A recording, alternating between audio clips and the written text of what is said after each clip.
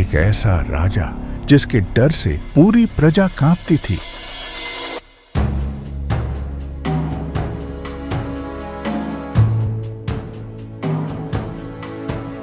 लेकिन आज वही राजा एक चमत्कारी संत के सामने हाथ जोड़े खड़े थे। क्या आप जानना चाहेंगे कैसे बिना बोले गए शब्द ने इस दुष्ट का अहंकार चूर चूर कर दिया?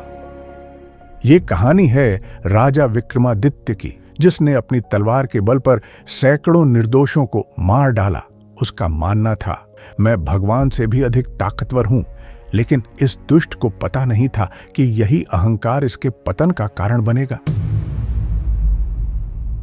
हर दिन की तरह राजा अपने सैनिकों के साथ गांवों में जाते और जबरदस्ती अपने प्रजा से कर वसूलते।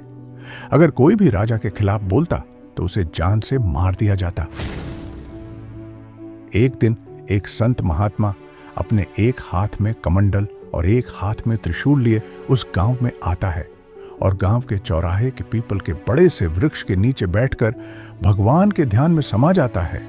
तभी कुछ गांव वाले उस संत को देखकर आपस में बोलते हैं कि चलो उस महात्मा से हमारे हित के लिए कुछ उपाय पूछते हैं, शायद कुछ उपाय बता दे। सब उस संत के पास जाते हैं और सारी समस्या एक सांस में उस संत को बता देते हैं।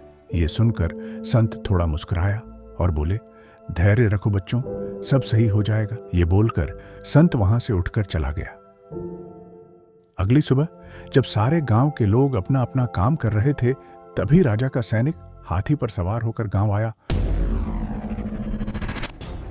और सभी लोगों से बोला, कल रात से महाराज की तबीयत बहुत ज्यादा बिगड़ गया है। अगर आप में से कोई वैद्य हैं तो चलिए महाराज की सेवा करिए। ये सब सुनकर सारे गांव के लोग राजमहल में गए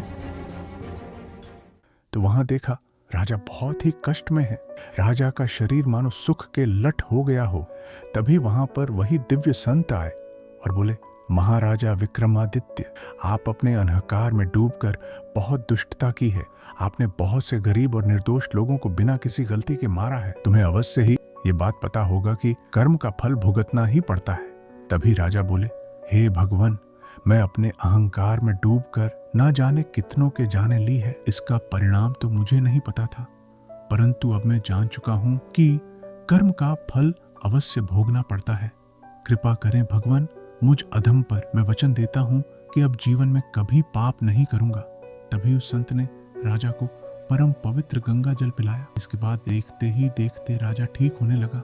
इसके बाद राजा संत के चरणों में लौट गया और क्षमा मांगा और अपने प्रजाओं की खूब सेवा की।